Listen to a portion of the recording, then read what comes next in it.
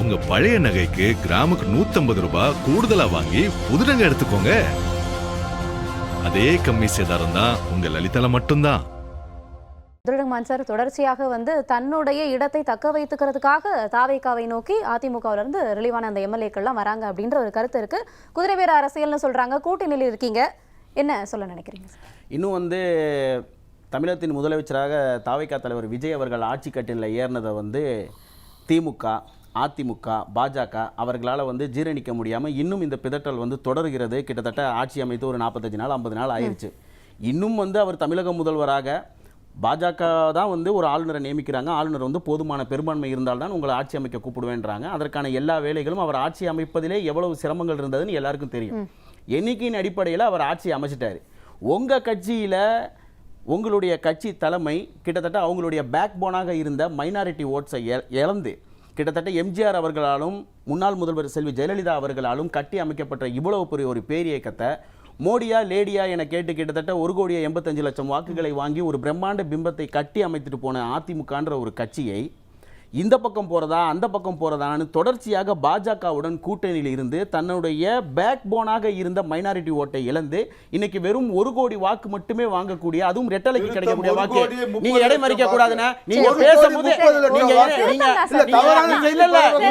எடை மறிக்க கூடாது, நீங்க எடை மறிக்க கூடாது. இதை நான் சொல்லிடுறேன். கூகுள் பண்ணி பாருங்க. ரெட்டலை சின்னத்துல எடப்பாடி அவர்கள் வாங்கிய ஓட்டு 1,04,00,000 சொச்சம். கூகுள் பண்ணி பாருங்க. தவறா இருந்தா மறுங்க. சரிங்க சார், சரி சரி ஓகேங்களா. தொடரலாம். ஒரு கிட்டத்தட்ட 85 லட்சம் வாட்டு கிட்ட அந்த கட்சி இழந்திருக்கு. என்ன காரணம் அப்படின்னா அதிமுகவினுடைய தொண்டர்கள் அதிமுக என்ற கட்சியின் மீது பிரியமா இருக்காங்க. எடப்பாடி அவர்களுடைய தலைமையின் மீது பிரியம் இல்லாம இருக்கிறாங்க. இன்னைக்கு அண்ணன் விஜயபாஸ்கர் அண்ணன் சொல்லும்போது என்ன சொல்றாருன்னா, அண்ணன் நீங்க மாவட்ட தலைவரால எனக்கு கொடுக்கலன்றனால போறனால அண்ணன் சொன்னாரு. அது ஒரு ஸ்டேட்மெண்டா இருக்கட்டும். அதே ஸ்டேட்மெண்ட்ல இன்னொன்னு அடிஷனலா இருக்காரு. அவர் என்ன சொல்றாருன்னா, நம் தலைவர் யாரை தீய சக்தி என்று சொன்னார்களோ, நம்மளுடைய தலைவி யாரை தீய சக்தி என்று சொன்னார்களோ அந்த திமுகவினுடைய ஆதரவுடன் நீங்க ஆட்சி அமைக்கலாம்னு சொன்னீங்க. அப்ப எதுக்கு சார் திரும்பியும் போய் எடப்பாடி பழனிசாமி தலைமையில மன்னிப்பு கடிதம் கொடுத்து சேர்ந்தாங்க? மேம், அது அவங்களுடைய அதிமுக பிரச்சனை. ஓகேங்களா. அது நமக்கு அது அதிமுக காரனுக்கு நம்ம அதனால கேளுங்க. அதிமுக கட்சியில நடக்கிற உள்விவகாரத்துக்கு நம்ம சொல்றோம். அவர் சொன்ன ஸ்டேட்மெண்ட் பத்திரிகையில வந்த ஸ்டேட்மெண்ட் தான் நான் சொல்றேன். நீங்க போய் பேசுனீங்க, நீங்க என்ன பேசுறீங்க, ஏது பேசுறீங்க நமக்கு தெரியாது. ஆனா எடப்பாடி அவர்கள் மீது இருக்கக்கூடிய அதிருப்தியில இவர் மட்டும் இல்ல. நீங்க சொன்ன புதிய ஆளுங்கள்லாம் வெளியே வராங்கன்னு, செங்கோட்டையன் என்ன புதிய ஆளா? அவரை விட சீனியர் இருக்காங்களா? எல்லாரும் வெளியே வர்றாங்கன்னா உங்க மேல இருக்கிற அதிருப்திங்க. அது ஒரு மிகப்பெரிய இயக்கங்க. சசிகலா அம்மையார், டிடிவி தினகரன், எடப்பாடி அவர்கள், ஓபிஎஸ் அவர்கள் எல்லாரும் சேர்ந்து ஒரு மிகப்பெரிய இயக்கம். அந்த இயக்கத்தோட ஒவ்வொரு காலாக பாஜகவுடைய கூட்டணியில் போனதுக்கு அப்புறம் கலருது. இனியும் இந்த கூட்டணி தொடர்ந்தால் இன்னைக்கு நம்ம 3வது இடத்துக்கு வந்துட்டோம் தமிழ்நாட்டுல. இன்னும் எத்தனாவது இடத்துக்கு இந்த கட்சியை கொண்டு போறீங்க? பாஜக சொல்றதுக்கு எந்த விதமான அந்த பாருங்க, நீங்க பேசும்போது நீங்க பேசும்போது நான் இடைமறிக்கல.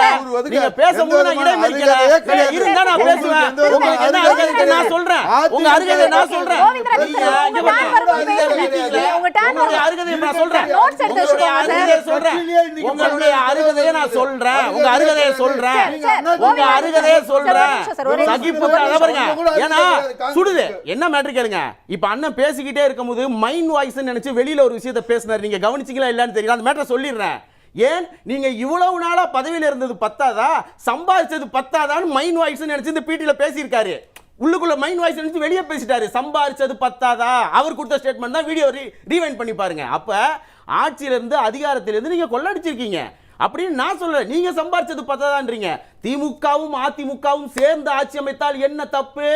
நீங்க 59ம் நீங்க 47ம் ஒருவருக்கு ஒருவர் எதிரிகள்னு சொல்லி நீங்க வாக்கு வாங்கி ஆட்சி அமைக்கலாம். தாவேகா தலைவர் அவர்களுக்கு 107க்கு 11 சாட் ஆகுது.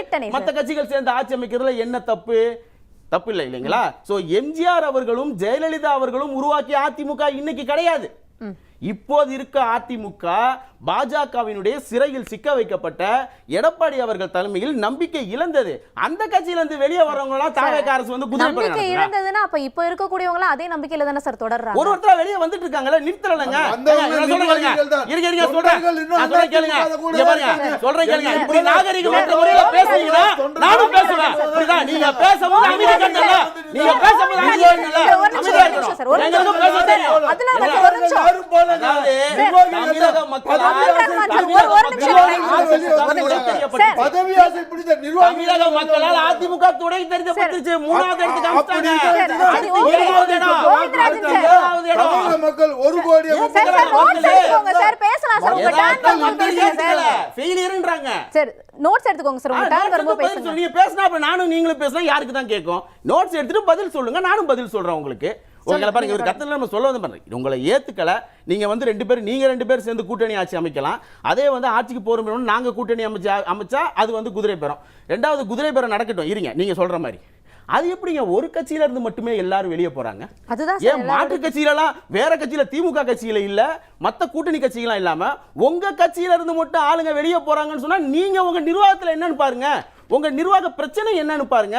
அதை விட்டுட்டு போறவெல்லாம் வந்து அதாவது ஒரு பெரும்பான்மையாக ஒரு அரசு நடந்துட்டு இருக்கு. சட்டமன்றத்தில் நம்பிக்கை இல்லா தீர்மானம் நடைபெறும் பொழுது கிட்டத்தட்ட 144 வாக்குகளை பெற்று அவர் முதலமைச்சராக இருக்கிறார் இல்லைங்களா? உங்க கட்சியில இருந்த 25 பேர் அவருக்கு வாக்கு போட்டாங்கல்ல, அவங்க அதுக்கப்புறம் மன்னிப்பு கடிதம் கொடுத்தாங்க, நீங்க தானே சேர்த்துக்கிட்டீங்க. தாவேகா தலைவர் விஜயா ரிக்வெஸ்ட் லெட்டர் சேர்த்து கொடுத்தாரு, எங்க தெரியாம போட்டார் சேர்த்துக்கோங்க அப்படின்னு. நீங்க அப்ப எடுக்க வேண்டிய நடவடிக்கை அப்ப எடுக்காம விட்டுட்டு இப்போ வந்துட்டு இவர் கூப்பிடுறாரு அவர் கூப்பிடுறாரு, என்னமோ சின்ன பசங்க ஐஸ் பாய்ஸ் விளையாடுற மாதிரி கையை காட்டிக்கிட்டு இருக்கீங்க. நீங்க ஸ்டடி பண்ணுங்க உங்களுக்குள்ள என்ன இருக்குன்னு. அதை விட்டுட்டு தேவையில்லாம வந்து அந்த கட்சியை இந்த கட்சியை காங்கிரஸ் பத்தி பேசுறாரு. காங்கிரஸ் இல்லைன்னா வந்து 91 வந்து அம்மா வந்து எப்படி முதலமைச்சராக இருப்பாங்க? 89 இருந்து அம்மாவை யார் 91 முதலமைச்சர் ஆனா? காங்கிரஸ் வரலாற்றில் அதிமுக செய்த தியாகங்களை நினைத்து பாருங்க. எவ்வளவு பெரிய உதவிகள் செய்து உங்களை எத்தனை காலகட்டங்கள் நாங்கள் ஆட்சி கட்டில் ஏற்றிருக்கோம். எம்ஜிஆரோட எப்படி இருந்தோம், ஜெயலலிதா அவர்களோட எப்படி இருந்தோம். சார் அப்துல் ரஹ்மான் சார் நிறைய குற்றச்சாட்டு முன் வச்சிருக்காங்க. பதில் சார். இறுதி கட்ட கருத்து சார். இறுதி கட்ட கருத்து தான். இடை மறிக்காதீங்க, அப்புறம் வாதமாயிரும். இப்போ அண்ணன் வந்து காங்கிரஸ் வந்து திமுகக்கு அல்வா கொடுத்துட்டு வந்துட்டாங்க அப்படின்னாங்க. நாங்கள் வந்து உத்தவ் தாக்கரே அவர்களுக்கு பாஜக அல்வா கொடுத்தது போலையோ, நிதிஷ்குமார் அவர்களுக்கு பீகாரில் அல்வா கொடுத்தது போலையோ நாங்கள் வந்து யாருக்கும் இங்கே அல்வா கொடுத்துட்டு போல. ஓகேங்களா? ஒரு ஆளுநரை ஆட்சியை தவிர்க்க வேண்டும் என்ற நோக்கத்தில் தான் வந்து பார்த்தீங்கன்னா இந்த கூட்டணி அமைச்சிருக்கோம். இப்போ குறிப்பாக வந்து அண்ணன் பேசும்போது குற்றச்சாட்டுகளில் வந்து சொல்கிறாங்க, நாங்கள் வந்து 23 மாநிலம் சொன்னாங்க, அவங்க 21 மாநிலத்தில் தான் வந்து ஆட்சியில் இருக்கிறாங்க. அதிலும் பெரும்பாலான மாநிலங்களில் அவர்கள் எப்படி ஆட்சிக்கு வந்தார்கள் என்பது கைப்புண்ணுக்கு கண்ணாடி தேவையில்லை. குறிப்பாக எங்களுடைய தலைவர் அவர்கள் வந்து பார்த்தீங்கன்னா பெங்களூரில் வந்து பார்த்தீங்கன்னா அந்த மகாதேவாபுரா தொகுதியில் வாக்கு திருட்டு எப்படி நடைபெற்றிருக்குன்றதுக்கு புள்ளி விவரங்களோட வந்து ஆதாரத்தை சொன்னார். இப்போ தற்போது மேற்கு வங்கத்தில் நடந்து முடிந்த தேர்தலில் அங்கே சந்தேகம் இருக்குன்னு சொல்கிறப்ப தேர்தல் ஆணையத்தில் வந்து திடீர்னு வந்து நெருப்பு எரிஞ்ச நிகழ்ச்சியெல்லாம் நம்ம பார்த்துக்கிட்டு தான் இருக்கோம். ஒரு கொரியோகிராஃபி இவங்க எப்படி பண்ணுறாங்கன்னு நமக்கு தெரியுது. அதுபோக பாஜக வந்து இவங்க இன்னொன்று சொன்னாங்க, பாஜகவை பற்றி பேசும்பொழுது பூச்சாண்டி காட்டுறீங்களா அப்படின்னு சொல்லி. நீங்கள் வந்து பூச்சாண்டி காட்டுறீங்களா? அப்படி இல்லைன்னா கடந்த 2024 தாமரை சின்னத்தில் கிட்டத்தட்ட கூட்டணி கட்சிகள் 5 கட்சிகளோடும் தாமரை சின்னத்திலே போட்டிட்டாங்க. அப்போ பாஜக 18% எடுத்துருந்துச்சு, அதுதான் உண்மை. இன்னைக்கு பாஜக 3% தான் எடுத்திருக்கு, அதுவும் உண்மை. தவறாக இருந்தால் மறுத்துக்கோங்க, பிரச்சனை இல்லை. தமிழகத்தில் பாஜகவினுடைய வாக்கு வங்கி சரிந்திருக்கு. என்ன காரணம் என்றால் இவர் சொன்னார், அண்ணன் சொன்னார், காங்கிரஸ் வந்து திமுகவை வந்து அவங்க தயவில் தான் வாழ்கிறோன்னு. பாஜக அதிமுகவோட கூட்டணி இல்லைன்னா பாஜகவோட நிலைமை என்ன இருக்கும்? நீங்கள் எத்தனை தேர்தலை பாஜக இப்போ அதிமுக விட்டு நீங்கள் தவிர்த்து கொண்டுட்டு இருக்கீங்க. அதனால் வந்து காங்கிரஸ் எப்படி வந்து பாஜக வந்து இன்னைக்கு வந்து தேசிய அளவில் வந்து மாநிலத்தில் இருக்கக்கூடிய கட்சியோ, காங்கிரஸும் தேசிய அளவில் இருக்குது. நாங்களும் இன்னைக்கு 4 மாநிலத்தில் ஆட்சியில் இருக்கிறோம், 3 மாநிலத்தில் கூட்டணி ஆட்சியில் இருக்கக்கூடிய கட்சி தான். காங்கிரஸை யாரும் தூக்கி சுமக்க தேவையில்லை. காங்கிரஸ் பல பேரை தூக்கி சுமந்து இருக்கிறது, புரியுதுங்களா? அதனால் காங்கிரஸை வந்து தூக்கி சுமக்கலாம் அண்ணன் சொல்கிற அந்த விஷயத்தையும் நான் தவிர்த்துக்கிறேன். தாவக அரசில் வந்து என்னமோ போதை மாத்திரைகள் வந்து பயங்கரமாக அண்ணன் அடிக்கடி எனக்கே பாயிண்ட்ஸ் கொடுப்பாரு. 4 பேரை டெய்லி தாவேக்காரங்களை அரெஸ்ட் பண்றாங்கன்னு அவரே சொல்றாரு. குற்றம் நடைபெறுகிறது, குற்றவாளிகள் கைது செய்யப்படுறாங்க, நீங்களே டிக்ளேர் பண்றீங்க, அப்புறம் நீங்களே அதை சட்ட ஒழுங்கு இதுன்னு சொல்றீங்க. அதான் இருக்கு, அதையும் சொல்றேன். தாவேக்கா சீர்திருத்த பள்ளி தான், தாவேக்கா சீர்திருத்த பள்ளி தான். நானே சொல்றேன் தாவேக்கா சீர்திருத்த பள்ளி தான். ஏற்கனவே ஊழல் செய்திருந்த ஊழல் பெருச்சாளிகள் அனைவரையும் ஊழல் குற்றச்சாட்டுகளை திருத்த வந்த சீர்திருத்த பள்ளி தான். ஏன்னா ராஜினாமா பண்ணிட்டவங்களே ஏத்துக்கறாங்களா சார்? சார் ராஜினாமா பண்ணவங்களை ஏற்றுக்கொள்ள கேட்கிறேன். நீங்க ராஜினாமா பண்ணி விட்டார்கள், அவர்கள் மீது ஊழல் குற்றச்சாட்டு இருக்கிறது என்றால் நிரூபிக்கப்பட்ட ஊழச்சாட்டுகளை தாவேக்கா அரசு நினைச்சா தவிர்த்துருமா? 50 லட்சம் ரூபாய் இருங்க. இல்ல இல்ல அஜித் பவார் அவர்கள் மீது இல்லாத குற்றச்சாட்டா வாஷிங் மிஷின் இல்லையா? இவங்க இதுல இருக்குது ஊழல் குற்றச்சாட்டு. நான் என்ன சொல்றேன்னா இன்னைக்கு 50 லட்சம் ரூபாய்க்கு மேல ஒரு வழக்கு இருந்தா நேரடியாக என்ஃபோர்ஸ்மென்ட் டைரக்டர் வழக்கை விசாரிக்க முடியும். மாநில அரசு தான் தாவேகா கையில இருக்கே தவிர மத்திய அரசு இன்னும் உயிர் போட தானே இருக்குது. ஏன் நீங்க நினைச்சீங்கன்னா வந்து யார் மேல ஊழல் குற்றச்சாட்டு சோஃபா போச்சு சோஃபா போச்சுன்னு மத்திய அரசிடம் இல்லாத உளவு டெக்னாலஜியா, அவங்களால பார்க்க முடியாத உளவு தகவல்களா? சோஃபாவை கிழிச்சுதான் என்னன்னு பாத்துருங்களேன். போய் அந்த ஆபீஸ்க்குள்ள போறப்பயே அவ்வாவை கொண்டு வர முதல்ல நீங்க பாத்துக்கிட்டு இருந்தீங்களா? அப்ப உங்களிடம் ஆட்சியும் இருக்கிறது, அதிகாரமும் இருக்கிறது. புதிதாக வந்த தாவேகா அரசை என்ன சொல்றது?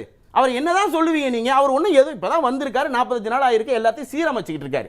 அதுக்குள்ள அவங்க ஆபீஸ்க்கு சோஃபா போச்சு, அவர் அங்க இருந்து 6 பேரை எடுத்துட்டாரு, இதை பண்ணிட்டாரு. அண்ணன் சொல்றாரு, இங்க இருந்து போனவர்கள் அனைவரும் அங்க போய் மேயர் ஆவார்கள். அதாவது தேர்தல் நடப்பதற்கு முன்பே தாவேகாவில் உள்ளவர் தான் ஜெயிப்பாங்க டிக்ளேர் பண்றாங்க. இங்க இருந்து போய் அங்க எம்எல்ஏ ஆயிருவாங்க, இங்க இருந்து போய் அங்க மேயர் ஆயிருவாங்க, இங்க இருந்து போய் அங்க எம்பி ஆயிருவாங்க. ஏன் உங்களுக்கு இந்த பயம்? தேர்தலில் போட்டிட்டு பாருங்க. இன்னைக்கு 7 தொகுதி இருக்கு. ஏன் 7 தொகுதியில தாவேகா தான் ஜெயிக்கும் நீங்க டிக்ளேர் பண்ணிடுறீங்களா?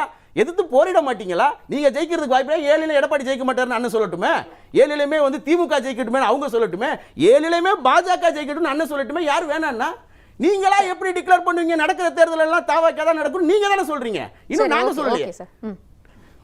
இந்த மாதிரி ஏதோ சொல்லணும்ன்றதுக்காக நீங்க சொல்கிறீரே தவிர சொல்வதில் எந்த விதமான உண்மைத்தன்மையும் இல்லை என்றுதான் என்னுடைய நிலைப்பாடு. உங்க பழைய நகைக்கு கிராமுக்கு 150 ரூபாய் கூடுதலா வாங்கி புது நகை எடுத்துக்கோங்க. அதே கம்மி சேதாரம் தான் உங்க லலிதால மட்டும்தான்.